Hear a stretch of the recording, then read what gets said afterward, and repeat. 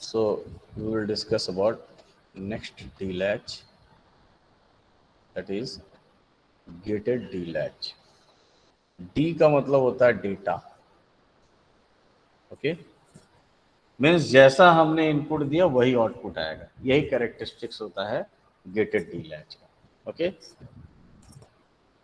तो इसका block diagram कैसा रहता है, सिंगल इनपुट लैच होता है ये, ठीक है, and output will be two Q and Q bar, normal output and inverted output.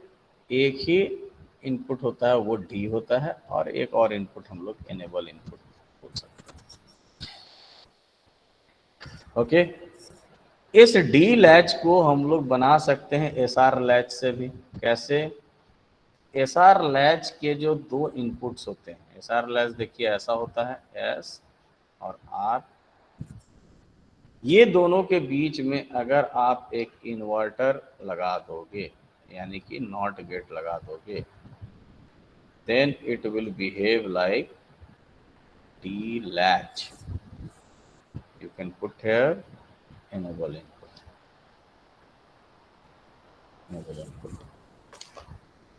Okay.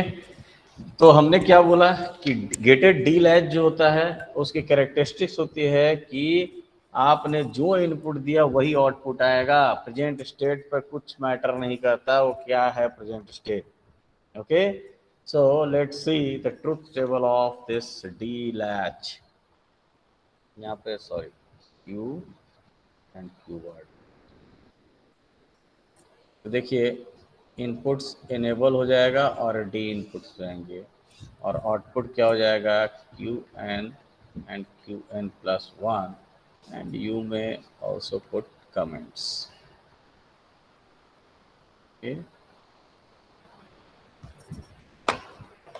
अब देखिए अगर इनेबल जीरो है तो whatever be the inputs, कुछ भी इनपुट हो, प्रेजेंट स्टेट कुछ भी हो, वो चेंज नहीं होगा, नेक्स्ट स्टेट वही रहेगा, so there will be no change. I hope it is clear. Then अब अगर enable input 1 है तो दो केस एराइज हो सकते हैं, either d is equal to 0 और d इज इक्वल टू 1। अगर इक्वल टू 0 है d का वैल्यू तो प्रेजेंट स्टेट 0 भी हो सकता है 1 भी हो सकता है, तो कुछ भी हो state, present state, it doesn't matter, if d is equal to 0 output will be always 0, means reset, okay. Similarly, whatever be the present state of the flip-flop, if d is equal to 1, then the output will be qn plus 1, means set. So whatever we provide inputs, that will be our output in case of d latch. Now input output waveform कैसा बनेगा, एक देख सकते हैं।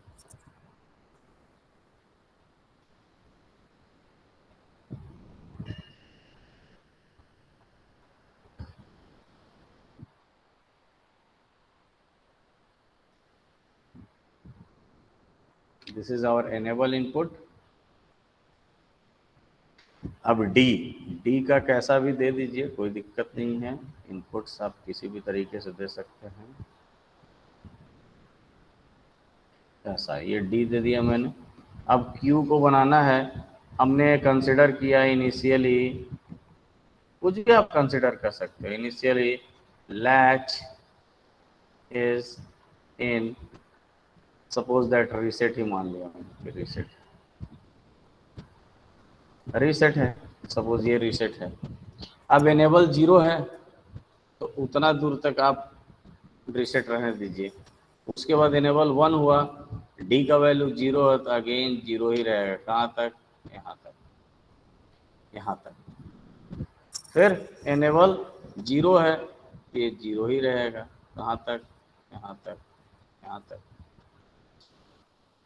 फिर enable high हुआ तो यहाँ भी 1 हुआ है, 1 हुआ तो यहाँ से 1 कर दीजिए, कहाँ तक, यहाँ तक, ठीक है। उसके बाद 0 हुआ है तो इसको तुरंत यहाँ से 0 कर दो यहाँ तक। यहाँ के बाद इनेबल 0 है यानी कि नो चेंज, कहाँ तक, यहाँ तक, इसके तक। फिर इनेबल 1 है, इनेबल 1 हुआ यानी यहाँ तक क्या हो जाएगा, 0 हो जाएगा क्योंकि डी का वैल्यू 0। फिर यहाँ के बाद इनेबल 1 है ही, ठीक है, क्योंकि डी का वैल्यू 1 हो गया है तो इसको 1 कर दें। फिर इनेबल 0 है यानी नो चेंज, तो 1 ही आगे बढ़ गया। So this is all about the gated D latch.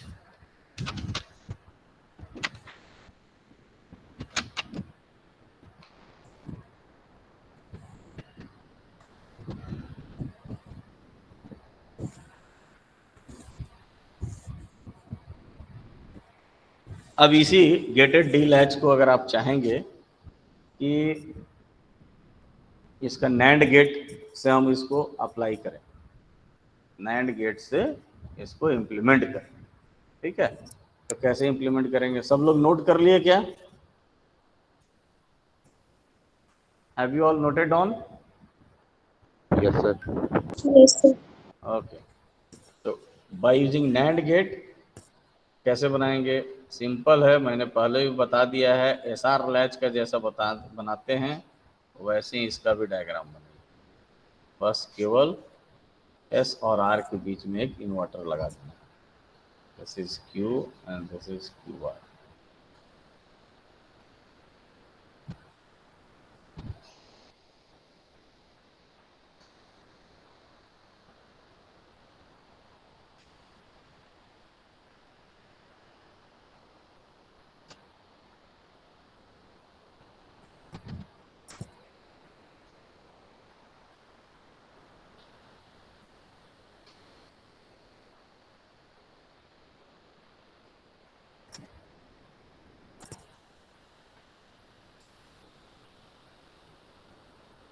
आपको याद होगा शायद ये हमने एस और आर, एस आर लैच का बनाया था।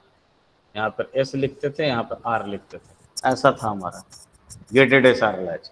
अब दोनों के बीच में एक इन्वर्टर लगाना है, ठीक है, तो इन्वर्टर या तो लगाएं या फिर नैंड गेट को ही लगा दें सॉर्टेड करके, ठीक है, तो सॉर्टेड करके हमने नैंड गेट को लगा दिया।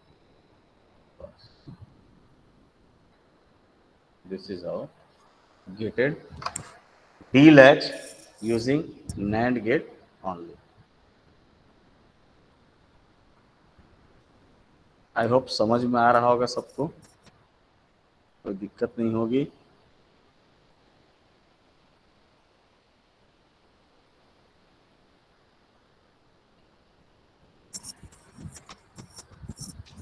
सबको क्लियर है? Yes sir. सब लोग नोट कर लिए? Yes sir.